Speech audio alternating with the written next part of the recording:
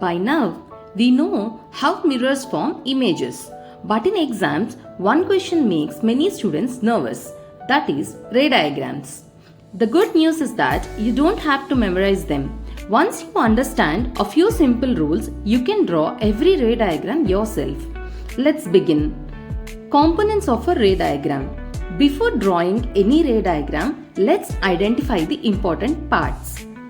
Pole, indicated as P, the midpoint of the mirror's reflecting surface. Principal axis, the straight line passing through the pole and the center of curvature.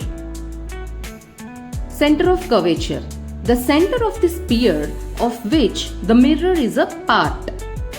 Principal focus, F, the point on the principal axis where rays parallel to the principal axis meet after reflection or appear to meet. Radius of curvature, the distance between the pole and the center of curvature. Focal length, the distance between the pole and the principal focus. Aperture of mirror, the aperture refers to the effective diameter or width of the reflecting surface of a spherical mirror. It indicates how much light the mirror can capture and determines the overall brightness and sharpness of the images it forms. For the ray diagrams in this lesson, we consider only mirrors whose aperture is smaller than the radius of curvature, so that the focal length is half the radius of the curvature and the radius of curvature is twice the focal length. There are 3 golden rules. Every ray diagram is based on just 3 rules. Rule 1.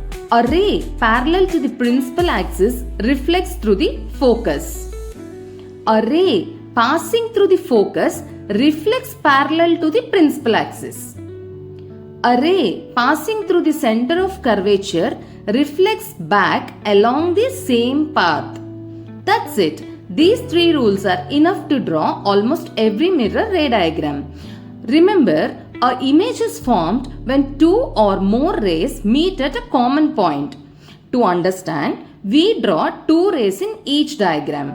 Now let's understand how a concave mirror forms images when we place the object at different positions. Don't memorize the cases, just understand where the rays meet and you'll know why the image is formed there. In case 1, object is placed at infinity. When the object is very far away, the light rays reaching the mirror are almost parallel. A concave mirror reflects all parallel rays through the principal focus F.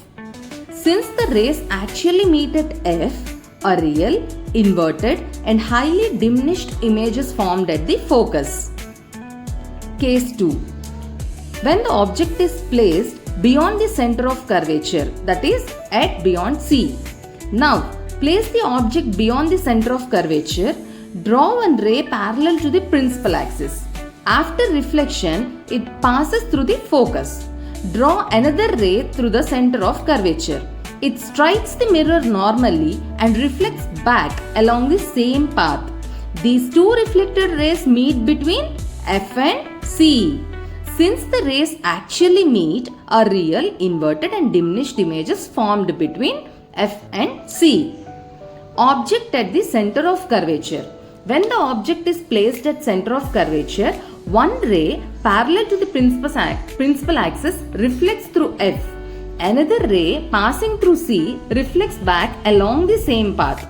The reflected rays meet exactly at C, so the image is formed at C. It is real, inverted and of the same size as the object. Now in case 4, object is placed between C and F. Now move the object between C and F. Again draw one ray parallel to the principal axis. It reflects through F. Draw another ray through C. It reflects back on itself. These reflected rays meet beyond C. Since they meet beyond C, the image is formed beyond C. The image is real, inverted and magnified. Now in case 5, object is placed at the focus. When the object is placed exactly at the focus, the reflected rays become parallel to each other. Parallel rays never meet. So the image is considered to be formed at infinity. The image is real, inverted and highly enlarged. In case 6, the object is placed between the focus and pole. Now, the object is placed between the focus and the pole. After reflection, the rays move away from each other and never actually meet. But if we extend these reflected rays backwards, they appear to meet behind the mirror. Therefore, the image is formed behind the mirror. Since the rays only appear to meet, the image is virtual. That means we are imagining, erect and magnified. That's the complete story of concave mirror ray diagrams. Remember one simple rule: if reflected rays actually meet, the image is real. If they only appear to meet when extended backward, the image is virtual. Once you understand the path of the rays, every ray diagram becomes easy. Thank you.